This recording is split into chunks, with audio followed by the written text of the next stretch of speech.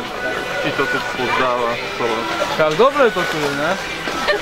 Bomba, ľad je dobrý, ženy sú tu pekné, alkohol je dobrý. Joj, že. Dobre, a druhá vec je to vstupné. Hovorí sa, že 3 € na dospelého je za toto tu veľa. Není to Čo si o veľa. tom myslíš? Nie? 50 centov nám. Ty sa neozvíš. Takže je to podľa teba v pohode. Je to dobré však. A čo- Zaplatím za 3 € vstupné a hneď mi aj nalejú. Od toho nič lepšie není. To nikoho iného sa spýtajte. Tak úrovni klziska.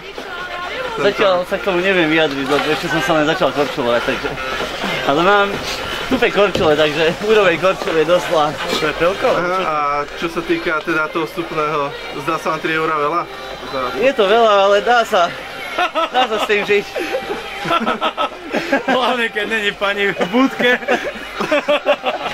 Prečo sa čo vy tu poviete, sú tie 3 € adekvátne? Ja som akože len s deckom, ale tí platia euro, deti platia. No tak to je, euro je povedzme normálna suma. To tie 3 € pre dospelého.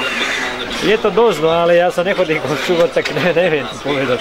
Je to každý deň, keby akože, alebo ja neviem, často 2-3 krát za týždeň je to akože dosť, ale náklady sú asi na prevádzku veľké, že ťažko povedať, že to je dobrá cena, alebo nie.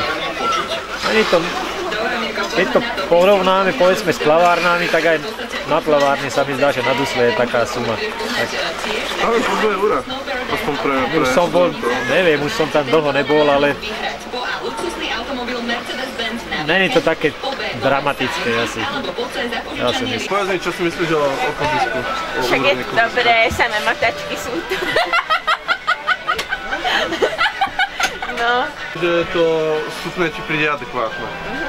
Nemáš tu problém. Je. Ja mám.